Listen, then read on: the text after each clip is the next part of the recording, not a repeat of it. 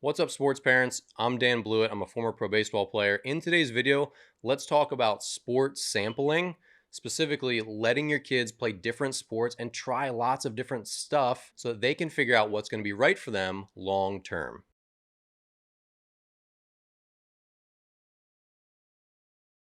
So one of the big things in sports today is hyper specialization and early specialization for athletes. It's really common and there's too much gossip in the bleachers where parents are like, "Oh, your kid has to pick one sport early or they're never going to be good." And that's flatly not true. And one of the big things that is really beneficial for young athletes is called sport sampling. And this means letting them try lots of different sports, including lots of unique ones like that might not be the big four: baseball, basketball, soccer and football, or hockey and football, whatever's in the big four. There's a lot of other sports out there, and what you really want to do as a parent is, number one, understand that your kid's probably not going to go pro and probably not going to become a collegiate athlete. With that expectation, the focus should be on them having fun and enjoying what they do, right? And having something that diverts them from the tedium of everyday life. That's literally what this word sport comes from. The word sport comes from the Latin word disporto, which means to carry away from our troubles. So sports exist to let us have a fun diversion, move our bodies, connect with the world and with other people,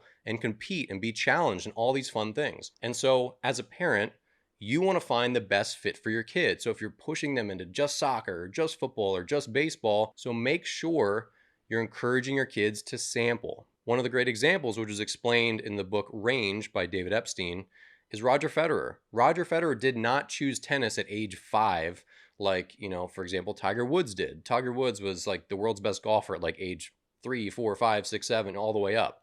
He was a hyper early specialist. Roger Federer was not. He didn't pick tennis full time until he was in his teens, and he played soccer, basketball, handball, other sports, and enjoyed all of them until he finally decided in his teens that he was like, "Hey, I think tennis is the one for me." But he didn't understand that tennis was the one for him until he had played a lot of different sports and realized that, yeah, I like basketball, but I don't think that's where my heart really is, or I like soccer, but I feel like I'm really better with a tennis racket in my hand. And that's really what I want to commit myself to. And that, as a parent, is what you want to do. But let's go into a couple specific reasons that sports sampling is really important for young athletes. Number one, it gives them a chance to figure out what skills they have, what challenges they like, and what skills they want to learn. I played tennis, I played soccer, I played baseball. Baseball just was my golden goose. I don't know why I loved baseball, but I loved it way more than tennis, way more than soccer, way more than the other sports that I tried. And every kid is going to find the sets of skills and the temperament that they need, and all the different parameters that make them feel the joy and excitement to go out there and play it. And so you want to give them a chance to develop different skills and see which skills they have and how they match up with different sports. The second reason to choose sports sampling is because it mentally challenges you in lots of different ways depending on the sport. Things that you're challenged with in baseball are going to be very different than the mental challenges you'll face in basketball or soccer or football. And some players, even if they had the physical skills to do both, might really not like the mental pressures of baseball, and they might like the fast pace of lacrosse or soccer better. Not everyone's cut out to be a golfer. Not everyone's cut out to be a rough and tumble football player. Everyone is different. So give them a chance to try different sports and figure out, okay, which one really fits my personality and which ones challenge me in the way that I want to be challenged. Number 3,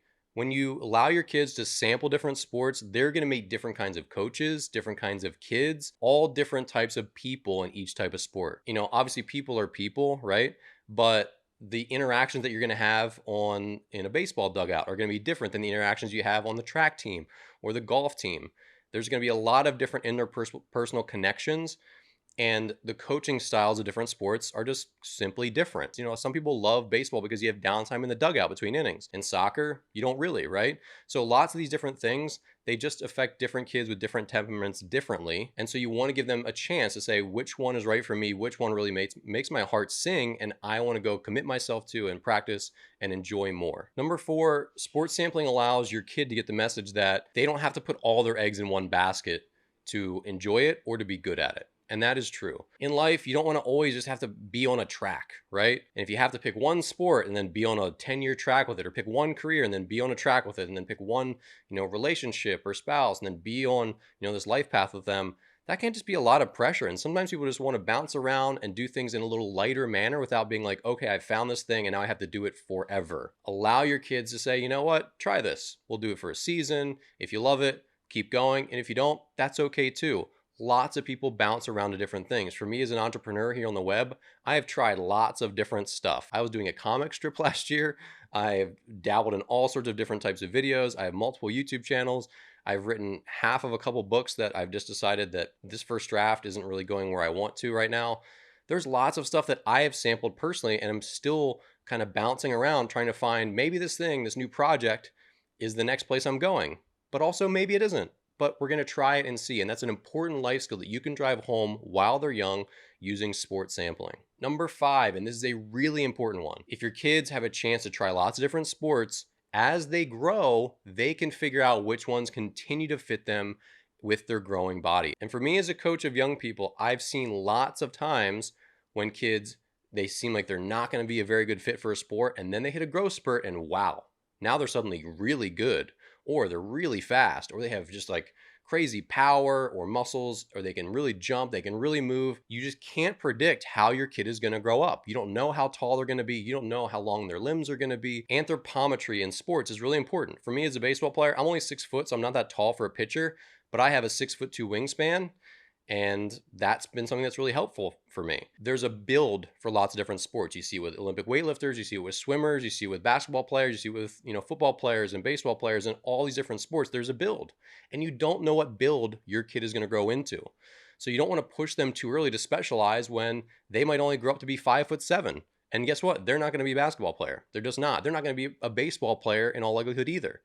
So don't put your kids in a box where as they grow, they're going to be stuck. Allow them to have room to expand and say, you know what? Hey, now that I'm 6'2" at age 15, I hit this huge growth spurt, I might feel like I have a really good chance to play basketball in college if I want to, right? And those are exciting things to keep your options open about while they're growing up and still figuring out what they want to do with sports. And lastly, remember that sports sampling is all about letting kids choose and have fun, and they can continue to play multiple sports as long as they want to. But if they do want to really become good at one, then they're going to probably want to choose one later. But if they've had a lot of different samples in soccer, basketball, baseball, football, now they're 16 and they really want to keep playing in college, it's going to be time to pick one, and that's okay. But they've given a bunch of different sports time. They've learned a lot from all of them. They've learned a lot from different coaches, different players, from themselves, from the challenges, the demands, the mental side, the physical side. And now that they're 16, they can say, you know what? I've loved all these sports and I've learned so much from them, but I really want to choose football. I really want to choose soccer and I want to try to play in college. And that's great.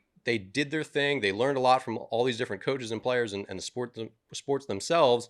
And now they can make a really good educated choice about the one that they want to be essentially married to. And that's going to give them a really good chance to succeed, just like Roger Federer did, in his teens. Remember, sports sampling can be a really positive thing. Don't get stuck in this mindset that your kid has to specialize early because they don't, all right? Leave me a comment below. What do you think about sports sampling? What do you think about early specialization? Leave me your thoughts and we'll discuss it. Thanks again for watching. Be sure to subscribe below and I'll see you here in the next video.